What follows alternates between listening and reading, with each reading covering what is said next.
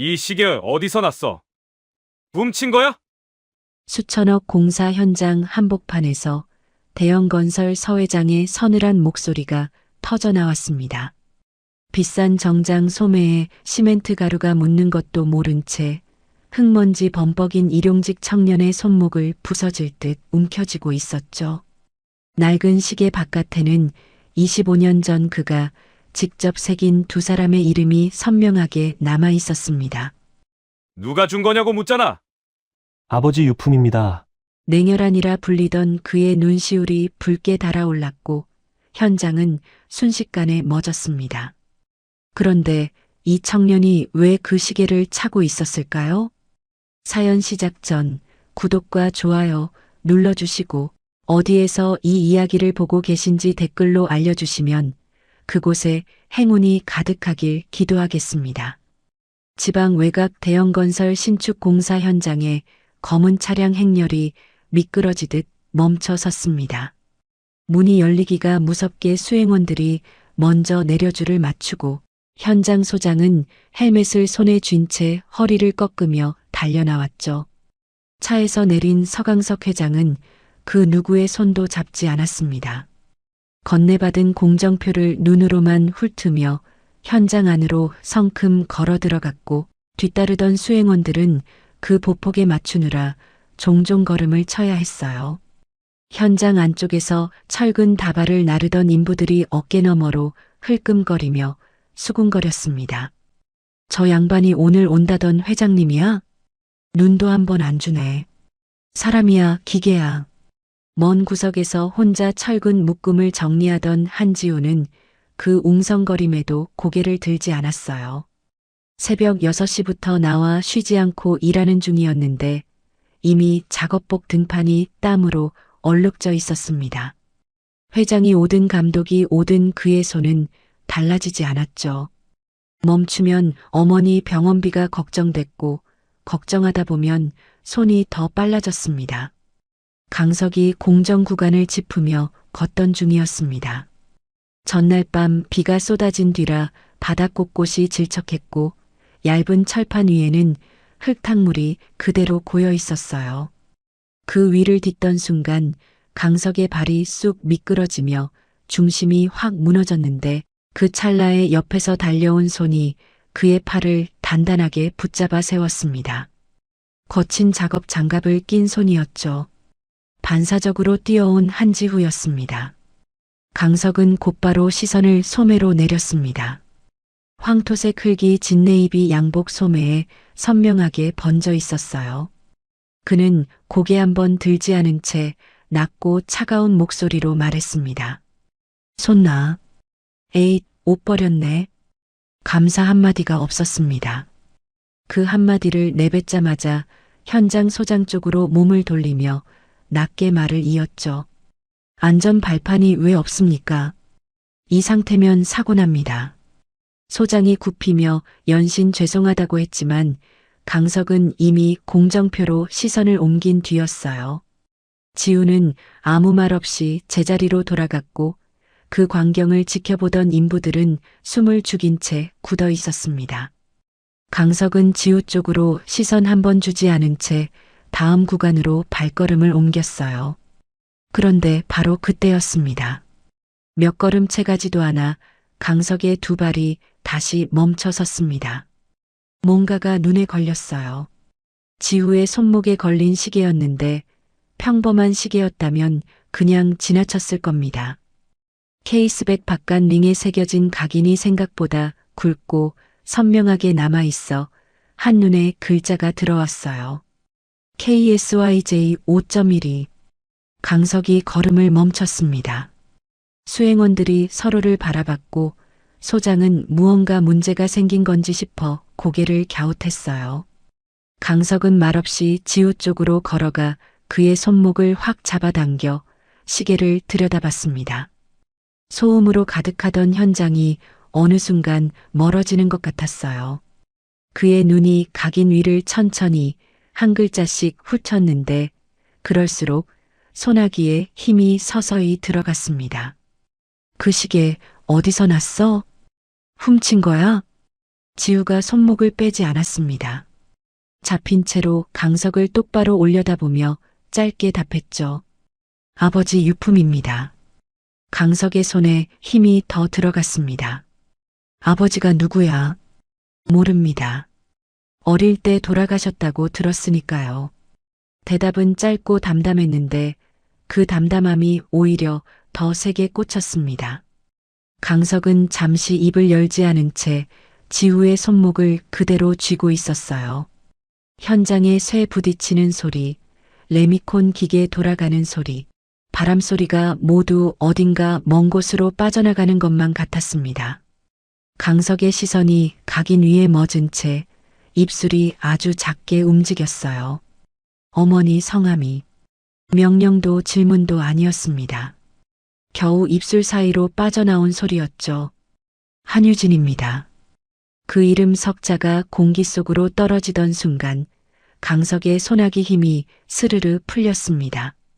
손이 내려가면서 시계도 함께 내려갔고 얼굴이 굳어지며 눈빛은 초점을 잃은 채 허공 어딘가를 향했어요. 뺨 근육 하나 움직이지 않았습니다. 곁에 서 있던 사람들 눈에는 그저 회장이 갑자기 굳어버린 것처럼만 보였겠죠. 강석은 그 자리에서 조용히 돌아섰습니다. 오늘 시찰은 여기까지 합니다. 한마디만 남긴 채 차를 향해 걸어갔습니다. 수행원이 뒤를 쫓으며 무어라 말했지만 대답은 없었어요. 차 뒷좌석에 앉아 문이 닫히고 나서도 강석은 창밖만 바라보고 있었습니다. 차가 멀어질수록 현장의 소음은 잦아들었고 그 자리를 채우듯 25년 전의 기억들이 파편처럼 하나씩 밀려들고 있었어요. K, S, Y, J. 5번째 달, 12번째 날. 차가 현장을 빠져나와 간선도로에 올라섰습니다. 강석은 창밖을 바라보고 있었지만 그의 눈에는 도로도 가로등도 들어오지 않았어요. 아까 그 손목 위에서 읽혔던 글자들이 계속 눈앞에 떠올랐죠. KSYJ 5.12 5월 12일 두 사람이 처음 만났던 날이었습니다. 그 시계를 자신이 직접 맞췄다는 것 강석은 알고 있었어요. 비서실장 연결해. 수행원에게 눈길 한 번 주지 않은 채 낮게 말했습니다.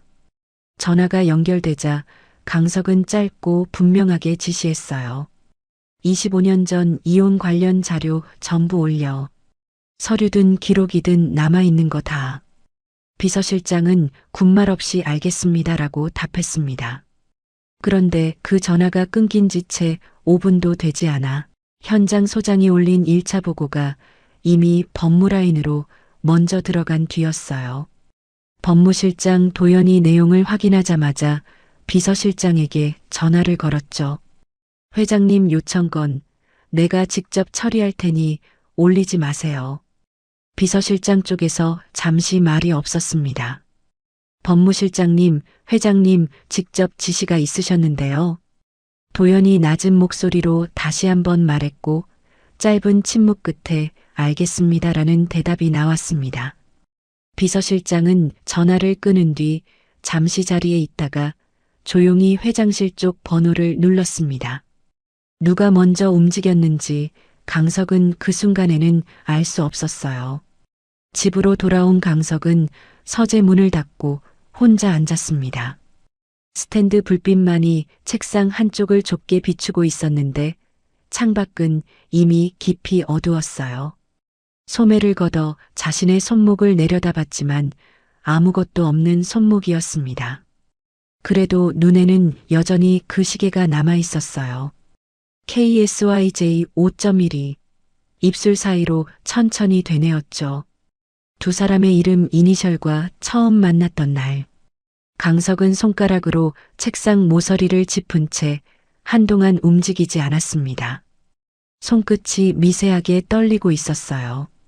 그가 직접 도연을 불렀습니다. 저녁이 늦었지만 도연은 이미 와 있었어요. 평소와 다를 바 없는 표정으로 서류 가방을 옆에 두고 강석을 기다리고 있었죠. 25년 전 이혼건 관련 자료 가져와. 도연이 고개를 약간 숙이며 답했습니다. 당시 기록은 보존 연한 초가로 폐기됐습니다. 강석이 아무 말도 하지 않았어요. 한 박자 늦게 도연을 똑바로 봤습니다. 폐기됐다고. 그 세 글자가 떨어지던 순간 도연의 눈이 아주 짧게 흔들렸어요. 고작 0.5초쯤 되는 순간이었는데 강석은 그걸 놓치지 않았습니다. 도연이 먼저 시선을 내리며 확인해 드리기가 어렵습니다라고 덧붙였어요. 나가봐. 도연이 나간 뒤 강석은 한동안 그 자리에 그대로 있었습니다. 도연이 앉았던 빈 의자를 향한 눈빛이 조용하고 차가웠어요. 막아서는 방식이 너무 자연스러웠습니다. 어떤 질문이 나올지 미리 알고 있던 사람처럼 거의 준비가 되어 있었죠. 그날 밤 강석은 서재 구석에 밀려있던 낡은 서랍을 꺼냈어요. 이사를 할 때마다 따라다니던 서랍이었는데 정작 열어본 건 몇 년 만인지 기억도 나지 않았습니다. 안쪽에는 오래된 봉투들과 접힌 명함들 사이에 사진 한 장이 끼어 있었어요. 유진이었습니다. 결혼 초에 지방 출장길에 들른 한옥 카페에서 찍은 흑백 사진이었는데 창가에 앉아 먼 곳을 바라보고 있었어요. 웃지는 않았지만 편안해 보이는 표정이었고 머리카락이 창가 볕을 받아 환하게 번지고 있었죠. 강석은 사진을 스탠드 불빛 쪽으로 기울이며 오래 들여다봤습니다. 손끝이 사진 모서리를 살짝 눌렀다가 천천히 떨어졌어요. 다음 날 새벽 강석은 회사 재무 기록을 직접 뒤지기 시작했습니다. 인사도 경영도 아닌 25년 전 하도급 지급 내역이었어요. 두꺼운 서류 묶음을 한 장씩 넘기다 보니 낡은 종이 냄새가 코끝에 올라왔는데 그래도 손은 멈추지 않았습니다. 한참을 훑던 강석의 손이 멈춘 건 유진 친정업체명의 하도급 대금 항목 앞에서였어요. 이혼이 성립된 날짜 바로 전에 지급 보류 처리가 되어 있었고 같은 시기에 유진 친정명의 계좌가 가압류 상태로 기록되어 있었죠. 강석이 날짜를 다시 확인했습니다. 이혼 서류에 도장이 찍힌 날짜와 정확히 겹쳤어요. 이게 왜 여기서? 혼잣말이 낮게 빠져나왔습니다. 손끝으로 날짜 숫자를 짚으며 강석은 한참 그 자리에서 움직이지 않았어요. 새벽 청소차 소리가 건물 밖에서 멀게 들려왔습니다. 하도급 대금 보류와 친정 계좌 가압류, 그리고 이혼 날짜. 이 세 가지가 같은 시기에 겹쳐 있다는 건 우연이 아니었어요. 누군가 이혼을 성사시키기 전에 먼저 퇴로를 막은 것이었습니다. 한참 뒤 그는 현장 인력 명부를 조용히 열었어요. 한지후. 이름 옆으로 주소가 적혀 있었습니다. 강석은 명부를 덮었어요.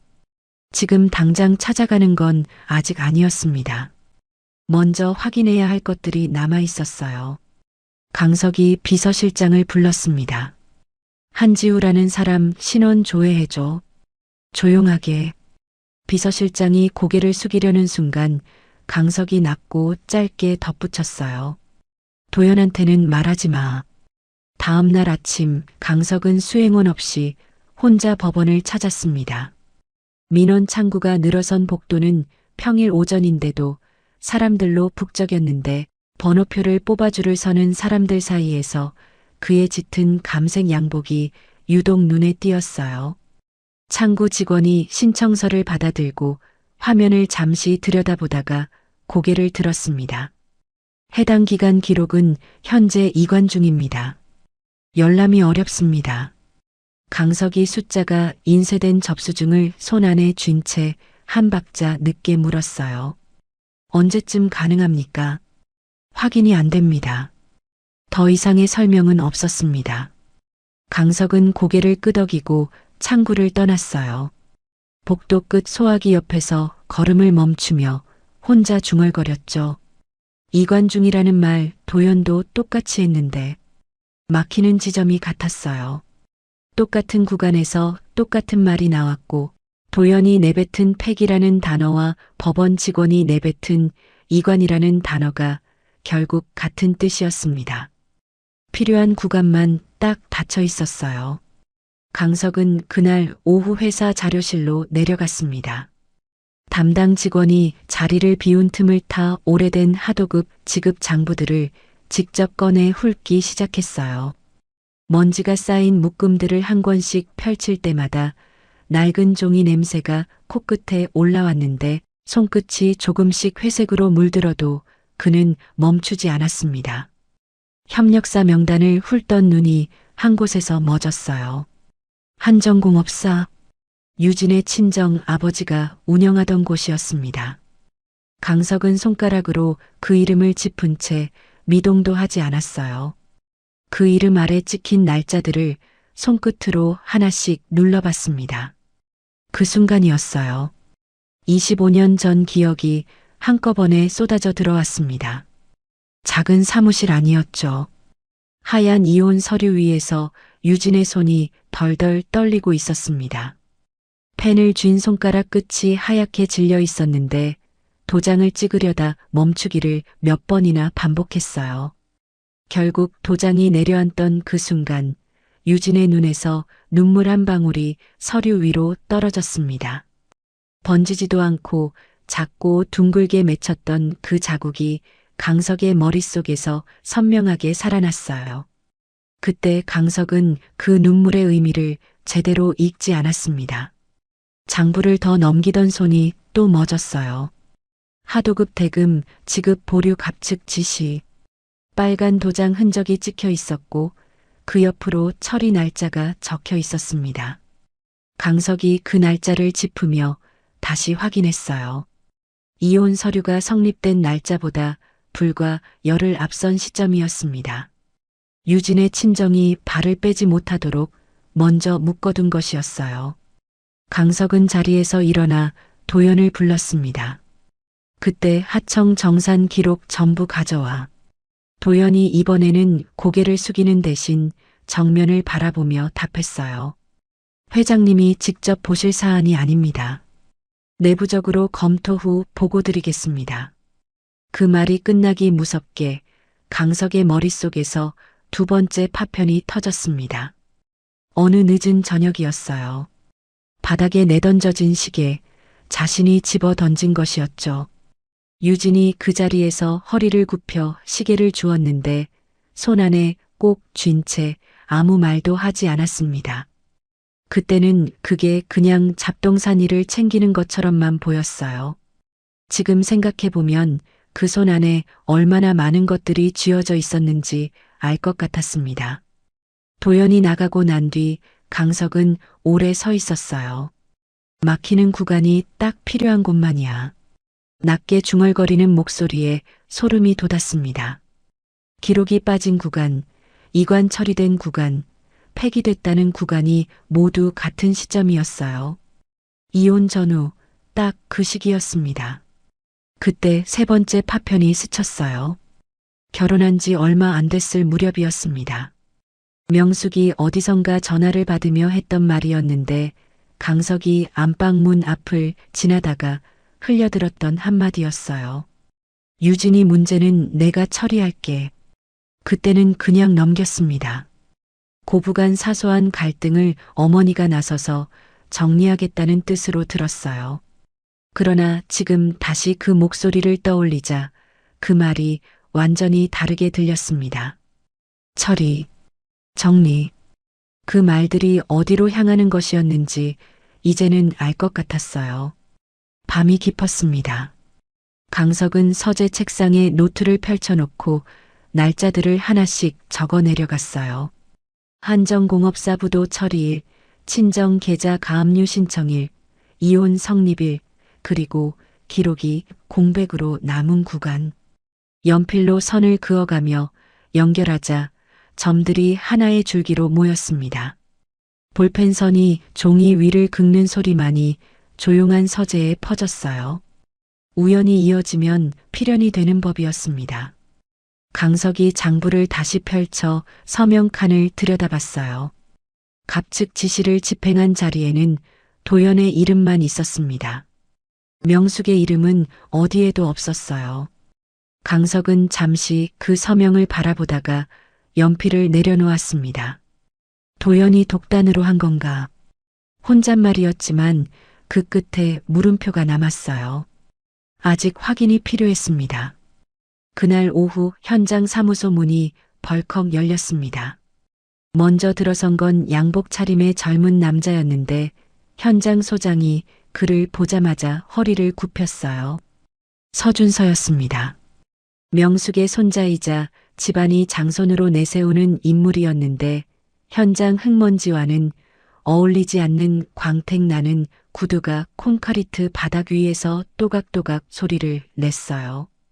그는 사무소 안을 한번 휙 둘러보더니 소장을 향해 턱을 들며 물었습니다. 이상한 놈 있다고 했지. 어딨어? 소장이 말없이 시선을 들어 창밖 쪽 지우가 일하는 방향을 가리켰어요. 지우는 그때 철근 다발을 정리하며 작업복 소매로 이마를 닦고 있었습니다. 등판이 흥건하게 젖어 있었고 어제도 오늘도 새벽부터 나온 몸이었어요. 회장이 왔다가도 보고도 못한 사람처럼 자기 일만 하고 있었죠. 준서가 천천히 걸어가 지우 앞에 섰습니다. 위아래로 한번 훑어보는 눈빛이었는데 그 눈에 호기심 같은 건 없었어요. 처음부터 결론을 정해놓은 사람의 눈빛이었습니다. 아, 이 시계 어디서 났어? 회장님 시계랑 똑같이 생긴 게 우연이야. 지우가 손목을 천천히 들어 보이며 짧게 답했습니다. 아버지 유품입니다. 준서가 픽 코웃음을 쳤어요. 그러더니 고개를 옆으로 기울이며 어이없다는 표정을 지었습니다. 무슨 노가다 아버지가 이걸 줘? 말이 되는 소리를 해야지. 곱게 내놔라. 경찰서 가기 전에. 지우는 손목을 내리지 않았습니다. 눈도 피하지 않은 채 준서를 똑바로 바라봤는데 그 눈빛이 흔들리거나 기가 꺾이는 기색이 없었어요. 오히려 말없이 서 있는 지우 쪽이 더 단단해 보였습니다. 그 침묵이 준서를 건드렸는지 그는 목소리를 한 단계 높이며 주변 인부들 쪽으로 시선을 돌렸어요. 야, 다들 봐요. 회장님이 저 시계 보고 멈추셨다며. 막노동하는 놈이 왜 그걸 차고 있어? 어디서 난 건지 말해요. 훔친 거 아니면 뭐야? 그 한마디가 현장 분위기를 바꿔놓았습니다. 인부들이 하나둘 고개를 돌리며 수군거리기 시작했어요. 지우를 알던 사람들도 눈을 피하거나 슬그머니 발걸음을 옮겼는데 누가 봐도 불편한 자리였으니까요. 지후 바로 옆에 서 있던 50대 인부 한 명이 입을 열려다가 동료가 그 팔을 잡아당기며 낮게 말렸습니다. 너도 잘리고 싶어? 가만 있어. 그 인부는 결국 입을 다물었어요. 지우는 그 장면을 보면서도 아무 말을 하지 않았습니다. 항변한다고 달라질 게 없다는 걸 이미 알고 있는 사람처럼 그저 한 발 뒤로 물러서며 시선을 내렸어요. 그렇게 오후 내내 지우는 작업 배치에서 빠진 채로 현장 귀퉁이에 있어야 했습니다. 하루 일당을 한 푼도 못 받은 거였어요. 해가 기울 무렵 지우는 현장 인근 편의점 앞 벤치에 앉아 병원에 전화를 걸었습니다. 신호가 한참 울리다 연결됐어요. 지우는 목소리를 가다듬으며 말했습니다. 이번 주 입금이 좀 늦을 것 같아요. 죄송합니다. 네, 알겠습니다. 간호사의 대답은 짧고 무덤덤했어요.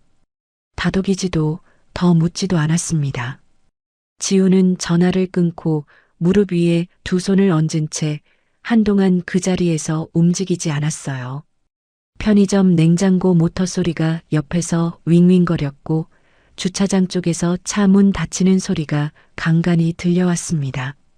바람이 땀으로 젖은 작업복 안쪽으로 파고들었는데 그 차가운 감각에도 지우는 꼼짝하지 않았어요. 시선이 자연스럽게 손목으로 내려갔습니다.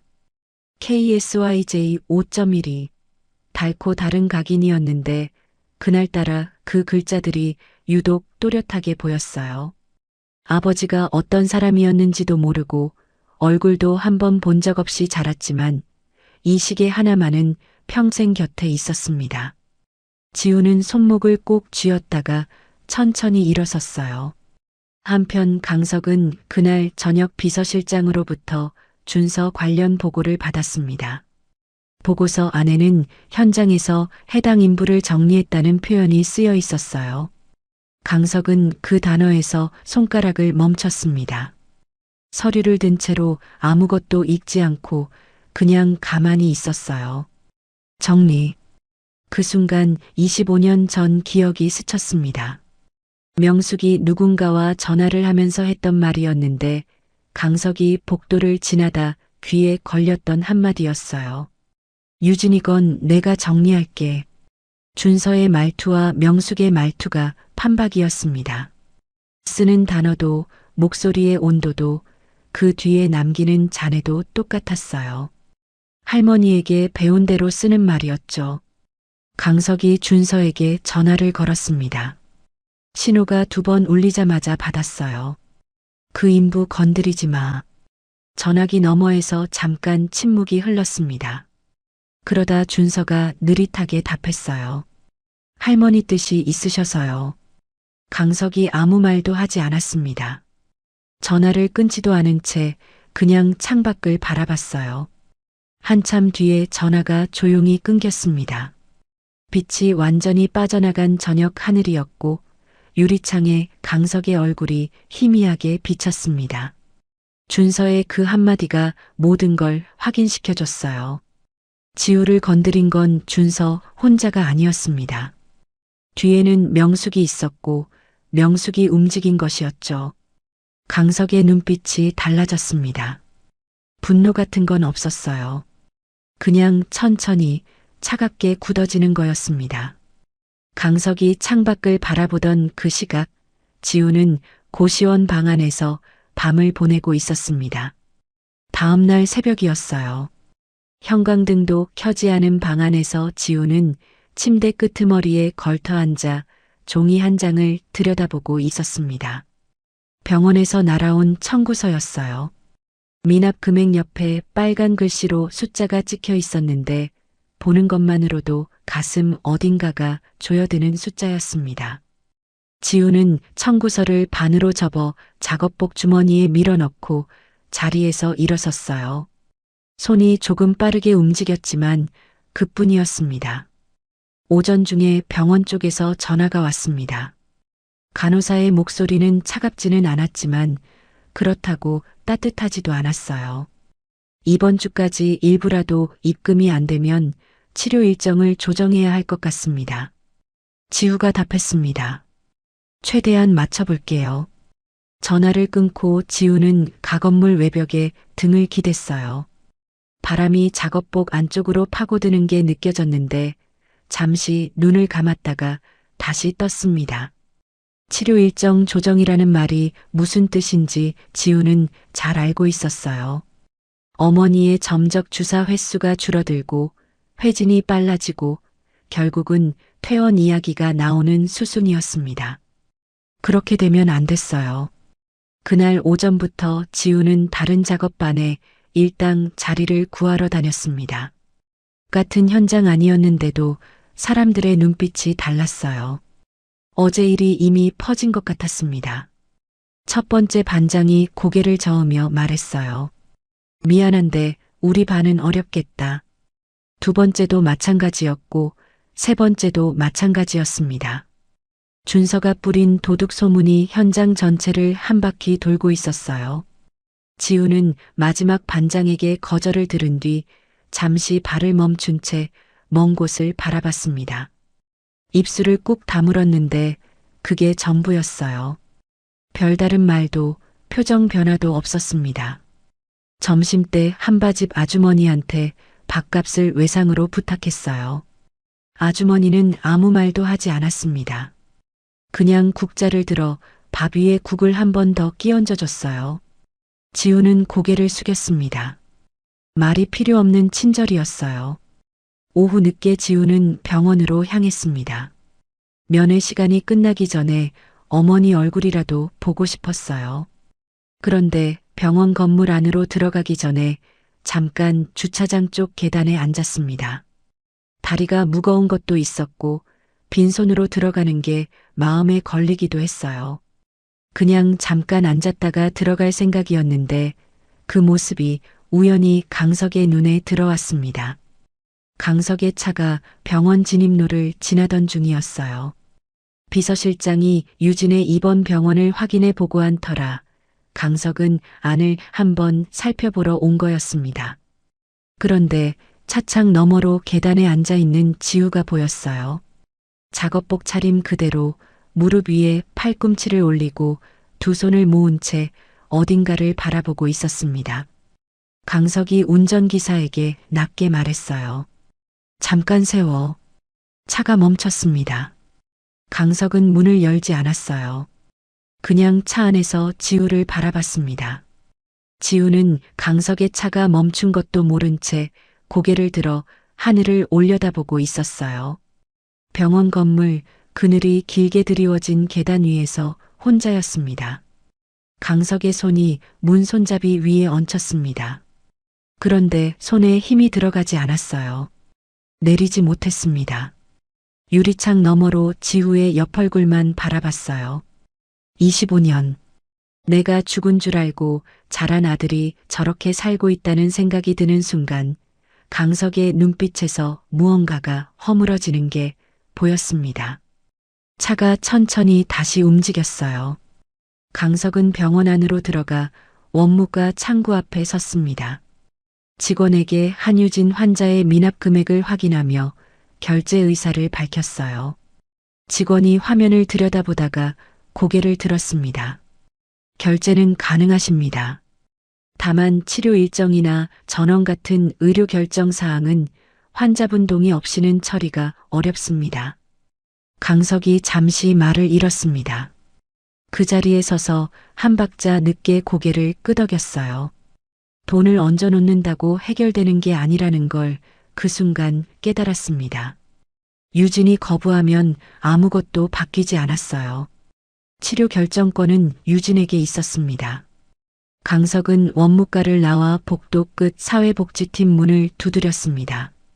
안에 있던 사회복지사에게 낮고 조용하게 말했어요.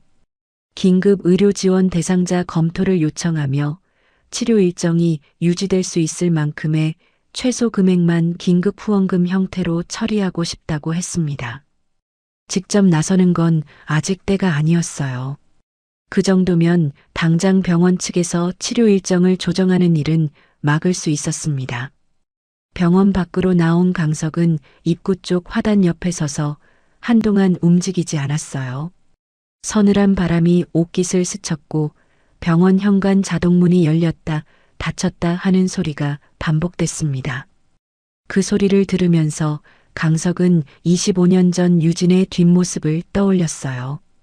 짐 가방 하나를 챙겨 복도를 걸어 나가던 뒷모습이었습니다.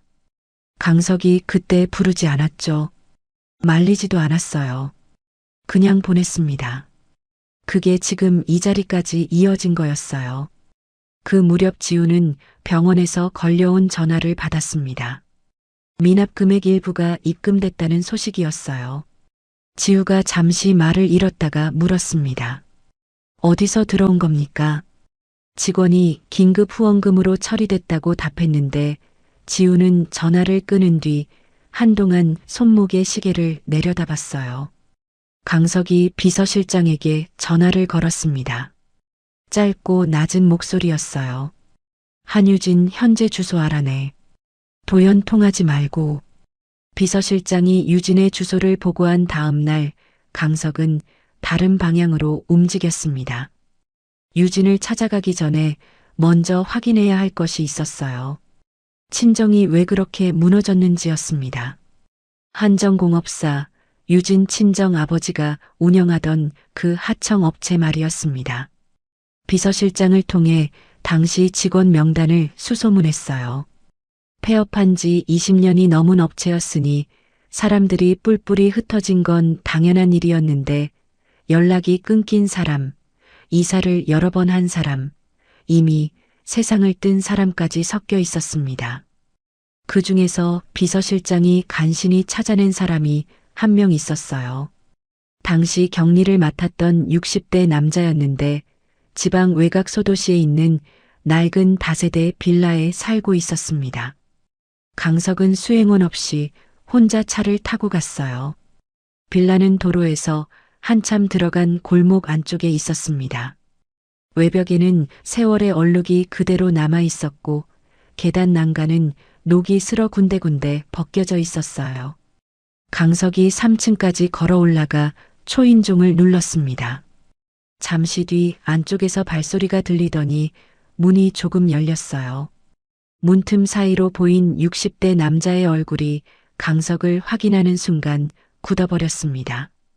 남자가 문을 닫으려 했어요. 대연 사람이면 할 말 없소.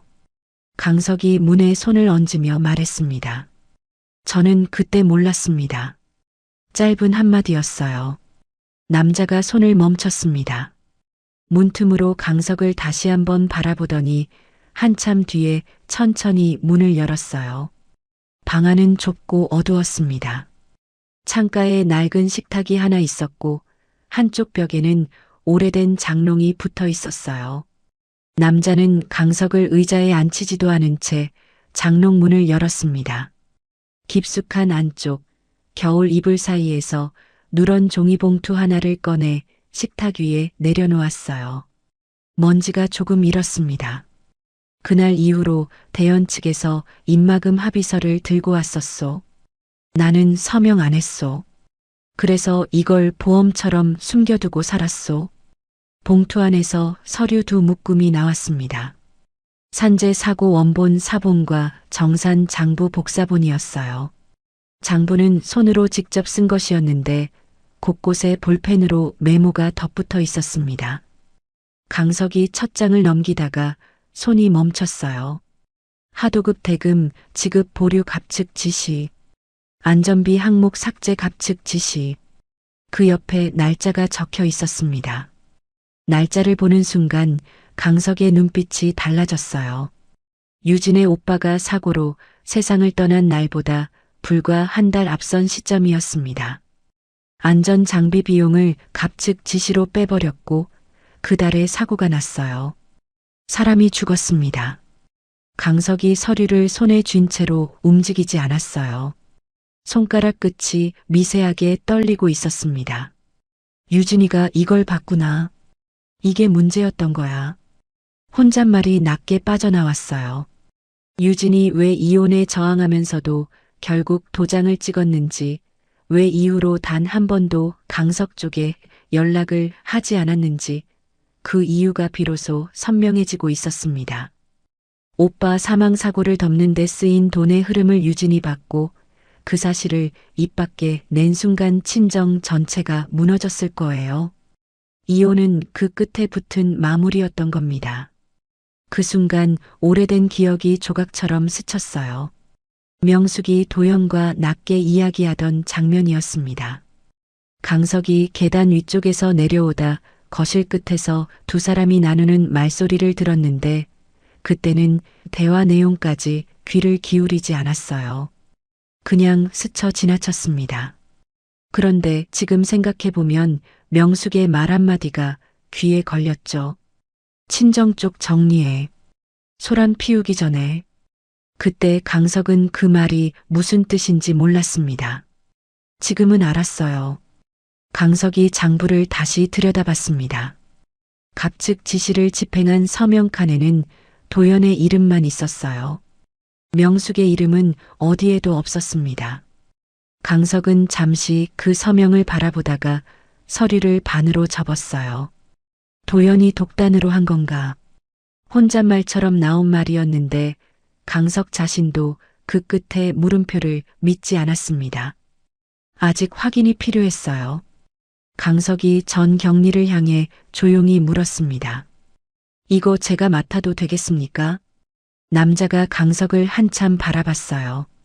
그 눈빛에는 경계와 피로 그리고 오래 묵혀온 무언가가 함께 담겨 있었습니다. 잠시 뒤 남자가 낮게 말했어요. 유진 씨한테 죗값 하시오. 강석이 고개를 숙이며 서류를 받았습니다. 빌라를 나와 차에 탄 강석은 한동안 문을 닫지 않았어요. 골목 바깥으로 바람이 지나가는 소리가 들렸고 낡은 전봇대 위에서 전선이 흔들리고 있었습니다. 강석이 손에 쥔 봉투를 내려다보다가 조용히 중얼거렸어요. 이혼이 아니야. 설계였어. 차 문이 닫히면서 그 말도 함께 잠겼습니다.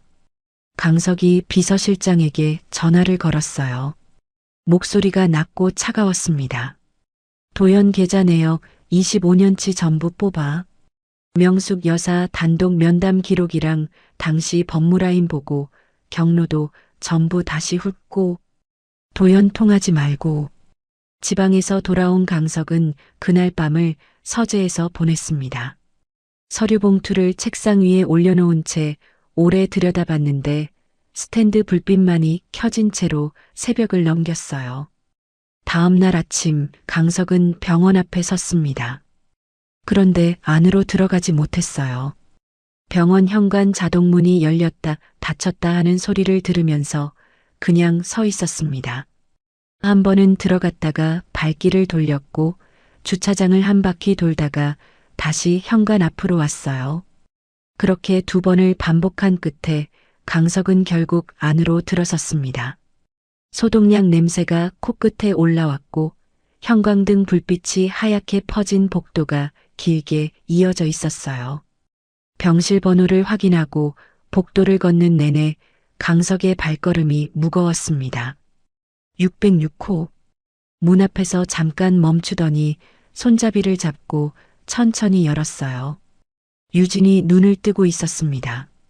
링거줄이 팔뚝에 꽂혀 있었고 머리맡 창가로 오후 햇살이 비스듬히 들어오고 있었어요. 25년이 지난 얼굴이었습니다.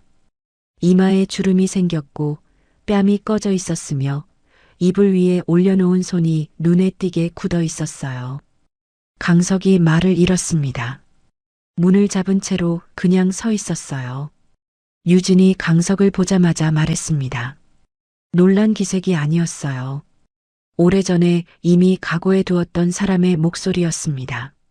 오시면 안 되는 거 아세요? 체념이었어요. 공포도 분노도 아니었습니다. 그냥 체념이었는데 그 조용함이 오히려 강석의 발을 더 무겁게 만들었어요. 강석이 입을 열려는 순간 문이 다시 열렸습니다. 지우였어요. 작업복 차림 그대로 손에 편의점 봉투를 들고 들어오다가 강석을 보고 그 자리에 멈췄습니다. 봉투가 손 안에서 바스락거렸어요. 누구세요? 유진이 지우를 향해 손을 들어 올렸습니다. 나가 있으라는 손짓이었는데 지우는 움직이지 않았어요. 강석과 유진을 번갈아 바라보며 그 자리에 그대로 서 있었습니다. 봉투를 내려놓지도 발을 옮기지도 않은 채였어요. 유진이 눈을 감았습니다. 길고 무거운 숨소리였는데 오래 참아온 것이 한꺼번에 빠져나가는 것 같은 소리였어요. 그 숨소리가 병실 안에서 한동안 퍼졌습니다. 링거 기계 소리만이 일정하게 이어졌어요. 지우야. 유진이 눈을 뜨며 지우를 바라봤습니다. 목소리가 낮고 떨렸어요. 아픈 사람의 목소리이면서 동시에 오래 묵혀온 것을 꺼내놓는 사람의 목소리였습니다. 아빠는 죽은 게 아니야. 그렇게 말해야 너를 지킬 수 있었어. 미안해. 지우가 굳어버렸습니다. 손에 들었던 편의점 봉투가 천천히 바닥으로 내려갔어요. 아무 말도 나오지 않았습니다. 그냥 서 있었는데 숨을 쉬는 것도 잊은 것처럼 보였어요. 눈도 깜빡이지 않았습니다. 잠시 뒤 지우가 강석 쪽으로 천천히 고개를 돌렸어요. 분노도 눈물도 아닌 표정이었습니다. 아무것도 없는 표정이었는데 그게 오히려 더 무거웠어요. 꽤 긴 침묵이 흐른 뒤에 지우가 말했습니다. 그럼 저는 왜 평생 죽은 아버지 때문에 이렇게 살았냐는 거예요. 한 문장이었습니다. 목소리도 흔들리지 않았어요. 유진이 강석을 향해 처음으로 직접 말했습니다. 이불 위에 올려놓은 손이 천천히 주먹을 쥐었어요. 그 집안은 원래 사람 하나 망가뜨리는 건 아무것도 아니었어요. 친정 아버지가 어떻게 됐는지 알아요? 부도 맞고 쓰러져서 돌아가셨어요. 내 오빠는 그보다 먼저 현장에서 갔고요. 강석이 고개를 숙였습니다. 할 말을 찾으려 했지만 입이 열리지 않았어요. 그냥 그 자리에서 고개를 내리고 있었습니다. 발끝을 바라보는 눈에서 아무것도 보이지 않았어요. 지우가 병실 문 쪽으로 걸어갔습니다. 유진이 낮게 불렀는데 발소리만 멀어졌어요. 문이 조용히 닫혔습니다. 병실 안에 두 사람만 남았어요. 강석이 천천히 유진 곁으로 다가가 침대 옆에 섰습니다. 유진은 강석을 바라보지 않은 채 창밖을 보고 있었어요. 창가 햇살이 유진의 굳은 손 위에 얹혀 있었습니다. 강석이 낮게 말했어요. 내가 틀렸어. 그때 내가 틀렸어. 유진이 눈을 감았습니다. 눈꼬리에서 눈물 한 줄기가 흘러 베개로 스며들었어요. 한참 뒤에 유진이 말했습니다. 눈을 뜨지 않은 채였어요. 지금 그 말이 무슨 소용이에요? 강석이 대답하지 않았습니다. 더 할 말이 없었어요. 병실을 나온 강석은 복도 벽에 등을 기댔습니다. 형광등 불빛이 하얗게 퍼진 복도 끝으로 지우의 뒷모습은 이미 보이지 않았어요. 강석이 천장을 올려다봤습니다. 눈을 감지 않았어요. 가슴 어딘가에서 무언가가 딱 굳어지는 느낌이었습니다. 분노가 어디를 향하는지 이제는 분명했어요. 어머니였습니다. 그날 밤 강석은 잠을 자지 않았습니다. 서재 책상 위에 장부 사본과 도연 서명 서류를 펼쳐놓고 한참 들여다보다가 새벽이 되기 전에 모두 봉투에 담아 챙겼어요. 손이 떨리지 않았습니다. 이미 마음이 굳어진 뒤였어요. 다음 날 오전 강석은 명숙의 별채를 찾아갔습니다. 본체에서 이어진 쪽문을 지나 정원을 가로질렀는데 잘 가꿔진 소나무들이 줄지어 서 있었어요. 자갈 밟히는 소리가 발걸음마다 날카롭게 울렸고 서류 봉투를 든 강석의 걸음에는 망설임이 없었습니다. 별채 거실에는 명숙이 안락 의자에 앉아 있었고 준서가 그 옆에 서 있었어요. 강석이 들어오는 것을 본 두 사람이 눈빛을 교환했는데 명숙이 먼저 말하지 않았습니다. 강석이 명숙 앞에 서서 말했어요. 어머니, 그만하세요. 유진이랑 지우 건드리지 마세요. 명숙이 찻잔을 소리 없이 내려놓으며 강석을 바라봤습니다. 서두르는 기색이 없었어요. 천천히 다리를 모으고 앉은 자세를 고쳤습니다. 먹이고 입히고 회장 감투까지 씌워줬더니 지금 나한테 그 소리를 하는 거야? 목소리는 낮고 단단했어요. 오래 써온 말투였는데 그 안에 배은망덕이라는 말이 고스란히 담겨 있었습니다. 준서가 옆에서 거들었어요. 할머니 뜻을 거스르시면 회장님도 곤란해지십니다. 강석이 준서를 한번 바라봤습니다. 시선이 짧고 차가웠는데 준서가 그 눈빛을 받고 한 발 물러섰어요. 명숙이 다시 말했습니다. 이번에는 목소리의 온도가 달랐어요.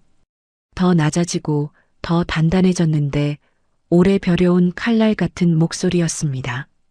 착각하지 마. 근본도 없는 핏줄 걷어서 여기까지 키워줬으면 이제 진짜 주인한테 곱게 내려와야지. 어디서 감히 입을 놀려. 강석의 눈이 잠깐 좁아졌어요. 근본도 없는이라는 말이 공기 속에 걸렸습니다. 그 말의 무게를 확인하듯 강석이 천천히 물었어요. 그게 무슨 말씀이십니까? 명숙이 대답하기 전에 잠시 강석을 바라봤습니다. 그 눈빛에는 오래 숨겨온 무언가를 꺼내기로 결심한 사람의 냉정함이 있었어요. 넌 내 배로 낳은 아들이 아니야. 내 아버지가 밖에서 데려온 아이였어. 내가 아니었으면 이 집에 발도 못 들였지. 거실 안이 조용해졌습니다. 창밖에서 소나무 가지가 바람에 스치는 소리만이 가늘게 들렸어요. 강석이 아무 말도 하지 않았습니다. 명숙의 말이 무슨 뜻인지 이해하는데 시간이 필요한 게 아니었어요. 그냥 그 말 앞에서 굳어 있었습니다. 짐작하고 있었던 말이라 해도 직접 들으면 달랐어요. 몸 어딘가에서 무언가가 툭 끊어지는 느낌이었습니다. 강석이 천천히 도연을 향해 돌아섰어요. 그 서류 내놔. 도연이 눈을 내리깔며 버텼습니다. 명숙이 손을 조용히 들었어요. 작은 손짓이었는데 도연이 그것을 보고 결국 낡은 서류 한 장을 꺼내 들었습니다. 강석에게 내밀었어요. 종이가 오래되어 가장자리가 바스러질 것 같았습니다. 강석이 서류를 받아들고 펼쳤어요. 비고란에 입적이라는 단어가 적혀 있었습니다. 입양이 아니라 입적이었어요. 강석은 그 글자를 오래 바라봤습니다. 손가락 끝이 종이 가장자리에서 멈춰 있었어요. 그 순간 명숙이 어린 강석을 안아주던 장면들이 파편처럼 스쳤습니다. 생일마다 넥타이를 직접 골라주던 기억, 밥상 앞에서 먹어야 큰다며 등을 두드려주던 기억들이었어요. 강석의 이름을 부를 때 그 목소리 안에 담겨있던 온기라고 믿었던 것들이었습니다. 그 기억들이 전부 지금 이 서류 한 장 앞에서 다른 것으로 보였어요. 따뜻하다고 믿었던 것들이 전부 계산이었습니다. 그게 연기라는 걸 알면서도 한동안 강석은 눈을 들지 못했어요. 명숙이 다시 말했습니다. 목소리에서 흔들림이 없었어요. 유진이랑 지후, 손대. 준서 앞길 막지 마. 네가 내려와. 강석이 천천히 고개를 들었습니다. 명숙을 바라보는 눈빛이 달라져 있었어요. 거기에는 배신감이나 상처보다 훨씬 차가운 무언가가 있었습니다. 조용하지만 물러서지 않는 눈빛이었어요. 강석이 말했습니다. 어머니는 저를 아들로 키운 게 아니라 도구로 키우신 거였군요. 명숙이 대답하지 않았습니다. 침묵이었어요. 그 침묵이 대답이었습니다. 강석이 서류를 손에 쥐고 자리에서 일어섰어요. 명숙을 한 번 더 바라봤는데 오래 그 눈을 보다가 말했습니다. 어머니가 25년 동안 뭘 하셨는지 곧 아시게 됩니다. 그 말을 끝으로 강석이 별채를 나왔어요. 정원 자갈길을 걷는 발소리가 멀어졌습니다. 거실 안에 남은 명숙의 눈빛이 처음으로 흔들렸어요. 준서가 명숙을 바라봤지만 명숙은 아무 말도 하지 않았고 찻잔을 든 손이 잠시 허공에 멈춰 있었습니다. 명숙의 별채를 나온 그날 저녁부터 강석은 서재에서 움직이지 않았습니다. 책상 위에 장부 사진을 펼쳐놓고 도연 계좌 내역과 블랙리스트 정황 서류까지 하나씩 나란히 놓았어요. 각 서류에 날짜를 적은 메모지를 붙이며 순서를 맞췄는데 스탠드 불빛 아래서 그 작업은 새벽이 되어서야 끝났습니다. 볼펜을 내려놓고 의자에 등을 기댄 강석의 손끝에는 잉크 자국이 남아 있었어요. 그 무렵 준서가 명숙에게 전화를 걸었습니다. 목소리가 급했어요. 할머니, 회장님이 움직입니다. 막아야 합니다. 명숙이 잠시 말이 없다가 짧게 답했습니다. 내가 처리한다. 준서는 그 말이 무엇을 뜻하는지 알고 있었어요. 25년 동안 그 말 뒤에는 항상 결과가 따라왔으니까요. 그러나 다음 날 아침 강석이 먼저 움직였습니다. 명숙보다 한 발 빠르게 이사회 소집 통보를 보냈어요. 비서실장이 각 이사들에게 연락을 돌리는 동안 강석은 봉투에 서류들을 담아 회의실로 향했는데 서류 봉투를 쥔 손이 차분했습니다. 대연 본사 이사회 회의실이었어요. 긴 직사각형 테이블을 사이에 두고 이사들이 양쪽으로 앉아 있었는데 회의 안건도 배포되지 않은 채였습니다. 명숙이 상석에 앉았고 준서가 그 옆에 자리를 잡았어요. 도연은 명숙 쪽 끝에 앉은 채 강석이 들어올 문을 바라보고 있었습니다. 회의실 안은 조용했어요. 에어컨 바람 소리만이 천장 위에서 가늘게 울리고 있었습니다. 강석이 들어왔어요. 손에는 회의 자료 대신 낡은 봉투 하나가 들려 있었습니다. 자리에 앉지 않은 채 테이블 위에 서류들을 꺼내 하나씩 내려놓았어요. 하도급 장부 파편, 원본과 수정본의 차이가 드러나는 사본, 유진 친정 계좌 가압류 처리 내역이었습니다. 서류들이 테이블 위에 펼쳐지는 소리가 회의실 안에 조용히 퍼졌는데 이사들이 그 소리에 고개를 들었어요. 아무도 먼저 말하지 않았습니다. 서로 눈치를 보며 테이블을 내려다봤어요. 준서가 먼저 입을 열었습니다. 이게 다 오래된 서류 아닙니까? 이걸 지금 꺼내시는 이유가 뭡니까? 강석이 준서를 똑바로 바라봤어요. 오래됐으면 괜찮습니까? 준서가 입을 다물었습니다. 명숙이 천천히 말했어요. 이사들의 시선이 자연히 명숙 쪽으로 쏠렸는데 명숙은 자리에 앉은 채 목소리를 낮게 깔았습니다. 강석아, 집안 망신이야. 이쯤에서 덮어. 강석이 명숙을 바라봤어요. 잠시 침묵이 흘렀습니다. 덮는 건 어머니가 25년 동안 하셨잖습니까? 그 말이 회의실 공기를 바꿔놓았어요. 이사들이 자세를 고쳐 앉았습니다. 누군가 물컵을 내려놓는 소리가 들렸는데 그 소리가 유난히 크게 울렸어요. 강석이 서류 한 장을 들어 테이블 위에 다시 펼쳤습니다. 이혼 직전 시점의 하도급 대금 지급 보류 기록이었어요. 그 옆에 유진 친정 계좌 가압류 처리 내역을 나란히 놓으며 말했습니다. 이혼 성립일과 이 날짜들을 비교해 보십시오. 우연히 이렇게 겹치지는 않습니다. 이사들의 눈이 서류로 향했어요. 아무도 반박하지 않았습니다. 아무도 반박할 수 없었죠. 강석의 목소리가 낮아지고 있었습니다. 높이지 않을수록 오히려 더 무거워지는 목소리였어요. 내 아내랑 아들 25년을 누가 책임질 겁니까? 회의실이 조용해졌습니다. 에어컨 바람 소리만이 계속 울렸어요. 이사들이 서로 눈을 마주치지 못한 채 앉아 있었습니다. 준서가 굳은 표정으로 끼어들었어요. 아드님이요? 법적으로 인정도 안 된 사람을 무슨... 강석이 천천히 준서를 향해 돌아섰습니다. 그 말 방금 했죠. 차갑고 짧은 한마디였어요. 준서의 얼굴이 굳었는데 무언가를 잘못 건드렸다는 걸 깨달은 것처럼 시선을 거두며 뒤로 물러섰습니다. 강석이 이번에는 도연을 향해 돌아섰어요. 도연은 테이블 위 서류를 내려다보며 눈을 피하고 있었는데 강석의 시선이 도연에게 고정된 것을 느꼈는지 어깨가 조금 굳었습니다. 도연 씨, 당신은 25년 동안 어머니 지시로 뭘 했는지 나는 다 알고 있어. 도연이 굳어버렸어요. 입술이 조금 움직였지만 아무 말도 나오지 않았습니다. 명숙이 도연을 향해 눈빛을 보냈는데 도연은 그 눈빛을 받고도 고개를 들지 못했어요.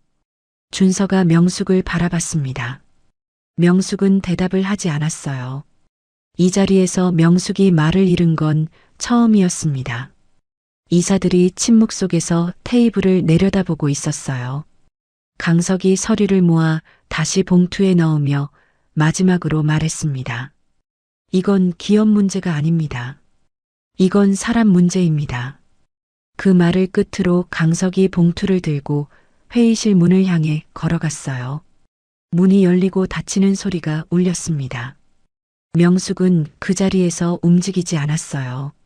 찻잔을 앞에 둔 두 손이 테이블 위에 가만히 놓여 있었습니다. 아무것도 쥐지 않은 손이었어요.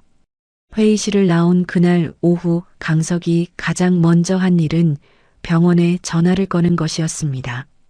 비서실장을 통해 수도권 상급병원 담당 교수와 연결됐는데 강석이 직접 유진의 상태를 설명하며 전원 일정을 잡았어요. 치료비와 간병, 재활 비용을 전액 선납했습니다. 전화를 끊고 나서 강석은 잠시 창밖을 바라봤는데 그 눈이 한동안 허공에 머물렀어요. 이송 당일 유진은 이송 동의서에 서명하기를 거부했습니다. 간호사가 당황한 표정으로 강석을 바라봤고 강석이 병실 안으로 들어섰어요. 유진이 침대에 반쯤 일어나 앉은 채로 강석을 바라봤습니다. 이건 거절하겠어요. 강석이 침대 옆에 서며 말했어요. 목소리가 낮고 조용하고 단호했습니다. 이건 제가 해야 하는 겁니다. 두 사람이 서로를 바라봤어요. 유진의 눈빛에 여러 가지가 지나갔습니다. 그 눈빛이 결국 지쳐 내려왔는데 오랜 시간이 걸리지 않았어요. 유진이 천천히 손을 뻗어 서류에 서명했습니다.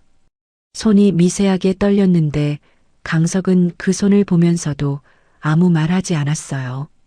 이송 준비가 이루어지는 동안 지우에게 연락이 갔습니다. 전화를 받은 지우가 잠시 말을 잃었다가 알겠다고 답했어요. 작업 현장에서 짐도 챙기지 않은 채 뛰어나온 것인지 지우가 병원 복도에 도착했을 때는 작업복 차림 그대로였습니다.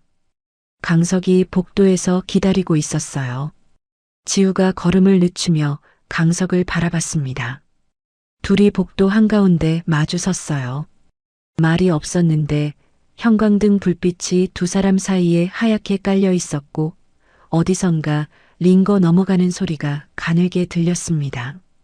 강석이 먼저 움직였어요. 천천히 무릎을 꿇었습니다. 복도 바닥에 두 무릎이 닿는 소리가 들렸어요. 지나가던 간호사가 멈췄다가 조용히 발걸음을 돌렸는데 복도가 순간 고요해졌습니다. 아들이라는 말 지금 당장 못해도 됩니다. 그 자격은 내가 앞으로 만들어야 하는 거니까. 지우가 굳어 있었어요. 강석을 일으키려고 손을 뻗었는데 그 손이 중간에서 멈췄습니다. 공중에 걸린 채였어요. 분노와 뭔가 허물어지는 감정이 동시에 밀려오는 것 같은 얼굴이었는데 어느 쪽이 더 강한지 지후 자신도 알지 못하는 것처럼 보였습니다. 강석이 천천히 일어섰어요. 지우의 손목이 눈에 들어왔습니다. 시계가 그대로 있었어요. 그 시계, 아직 차고 있구나. 지우가 말없이 손목을 내려다봤습니다. 강석이 말했어요. 내가 바닥에 던진 거야. 유진이가 주워서 고쳐서 너한테 준 거고. 지우가 손목을 내려다보다가 천천히 고개를 들었습니다. 시계가 거쳐온 경로가 처음으로 완전하게 이어지는 순간이었어요. 아버지라는 사람이 바닥에 던진 시계를 어머니가 주워서 품에 넣고 살다가 아들에게 건넨 거였습니다. 유품이라는 이름으로. 지우가 두 손으로 손목을 감쌌어요. 아무 말도 나오지 않았습니다. 잠시 뒤 세 사람이 병실 안에 함께 있었어요. 이 이야기에서 강석과 지후와 유진이 같은 공간에 함께 있는 건 처음이었습니다. 아무도 먼저 말하지 않았어요. 유진이 링거줄이 달린 팔을 이불 위에 올려놓은 채로 강석과 지우를 번갈아 바라봤습니다. 빛이 창가에서 비스듬히 들어오고 있었어요. 한참 뒤에 유진이 강석에게 말했습니다. 지우 좀 부탁해요. 강석이 고개를 끄덕였어요. 말없이 천천히. 강석이 지우 앞에 섰습니다. 지우의 손목을 조용히 들어 올렸는데 지우가 빼지 않았어요. 강석이 시계를 잠깐 내려다보다가 손가락으로 버클을 조심스럽게 풀었습니다. 그리고 다시 채웠어요. 시계가 지우 손목에 단단히 걸렸습니다. 유품이 아니야. 이제부터 진실의 약속이야. 지우가 시계를 내려다봤어요. 눈가가 달아올랐는데 눈을 깜빡이지 않았습니다. 창밖에서 오후 햇살이 병실 안으로 비스듬히 들어오고 있었는데 그 빛이 유진의 굳었던 손 위에도 얹혔어요. 그 손가락이 천천히 아주 조금 펴졌습니다. 강석은 병실 문을 나서며 비서실장에게 나직하지만 단호하게 말했습니다. 이제 모든 걸 제자리로 돌려놓을 차례다. 그날 이후 강석은 대형건설의 하청 착취와 안전 은폐를 세상에 공개하며 뼈를 깎는 쇄신을 선언했습니다. 내 아들의 땀이 스민 현장을 더 이상 누군가의 눈물로 채우지 않겠다는 그의 진심 어린 사과는 뉴스 메인 화면을 장식했죠. 동시에 악행의 중심이었던 시어머니 명숙은 그 이후 이사회 자리를 내려놨습니다.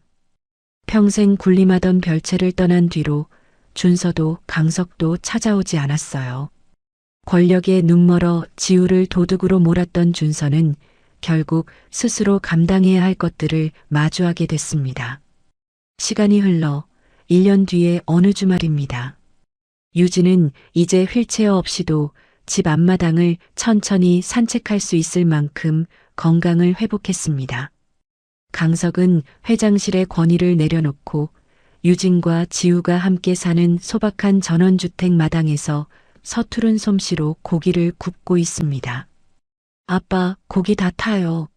비켜봐요. 이건 제가 현장에서 배운 전문이라니까요. 지우가 집게를 뺏으며 너스레를 떨자 강석은 그 아빠라는 한마디에 잠시 멍해졌다가 고기 연기 핑계를 대며 고개를 돌렸습니다. 현장에서 거칠게 일하던 지우는 이제 강석의 옆에서 차기 경영자 수업을 받으며 인부들의 안전을 최우선으로 챙기는 따뜻한 리더로 성장해 가고 있었습니다. 마당 평상에 앉아 그 모습을 보던 유진이 강석의 손을 가만히 잡았습니다. 25년 전 서로를 원망하며 놓쳤던 두 사람의 손이 이제야 비로소 단단하게 맞물립니다. 지우의 손목에서 반짝이는 시침이 조용히 움직이며 새로운 시간을 새기고 있었습니다. 과거에는 죽은 아빠의 유품이었던 시계가 이제는 살아있는 가족의 오늘을 기록하고 있는 것이죠. 강석은 유진의 손을 꽉 쥐며 속삭였습니다. 고마워, 유진아. 우리에게 다시 시간을 줘서. 세 사람 위로 눈부신 오후의 햇살이 쏟아져 내렸습니다. 완벽하지는 않아도 이제야 비로소 우리가 된 세 사람의 가장 행복한 시간이 다시 움직이기 시작했습니다. 인생의 시계는 한번 흘러가면 거꾸로 되돌릴 수 없지만 멈춰버린 시계를 다시 움직이게 하는 건 결국 우리들의 진심입니다. 25년 전 오해로 던져졌던 시계는 죽은 아빠의 유품이 되어 돌아왔지만 이제 그 시계는 세 사람의 행복한 오늘을 기록하기 시작했습니다. 여러분은 오늘 사연 어떻게 들으셨나요? 현장에서 아들 앞에 무릎을 꿇은 서 회장의 진심이 여러분께도 닿았을까요? 아니면 25년의 억울한 세월을 견뎌낸 유진 씨에게 해주고 싶은 위로의 말씀이 있으신가요? 여러분의 소중한 생각과 따뜻한 위로를 댓글로 남겨주세요. 사연날에는 여러분의 이야기를 기다리고 있습니다. 오늘도 들어주셔서 감사합니다. 사연날이었습니다.